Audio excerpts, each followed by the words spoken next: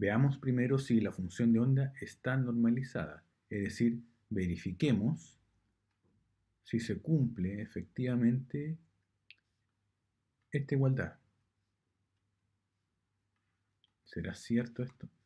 Entonces, primero, recordemos qué significa esto.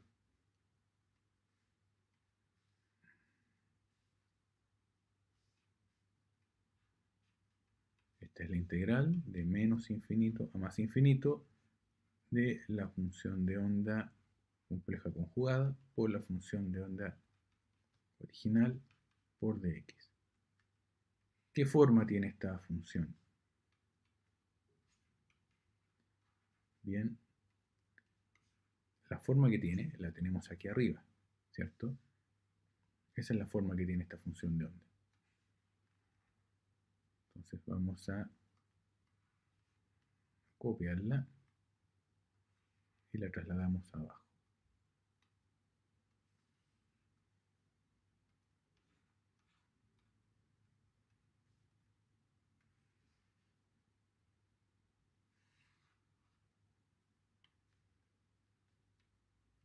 Bien, esta es la función de onda original compleja conjugada.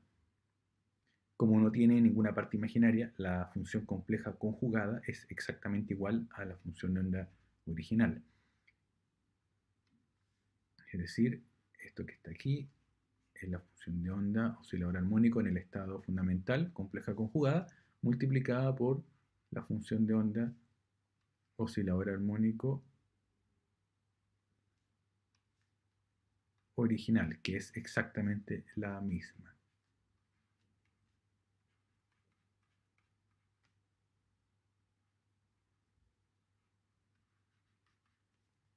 Los términos que no dependen de x son constantes dentro de esta integral y por lo tanto pueden factorizarse.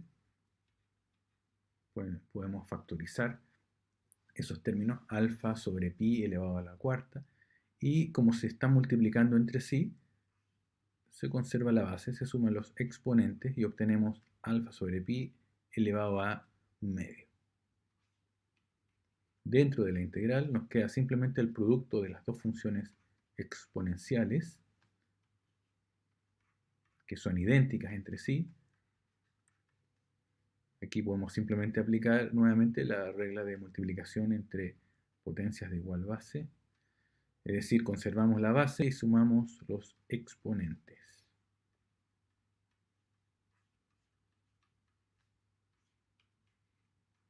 En este caso tenemos e elevado a menos alfa x cuadrado.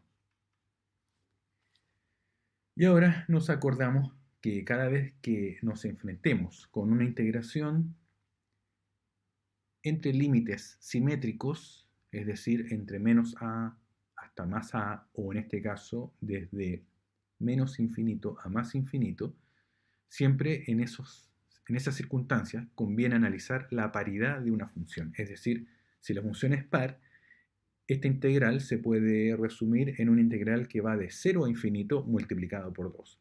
Y si la función que estamos integrando, llamada integrando, es una función impar, esta integral vale 0.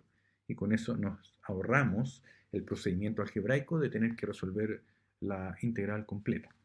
Recordemos qué significa que una función sea par. Si una función f de x es par, significa que si reemplazamos la variable independiente x por menos x, debemos obtener la misma función.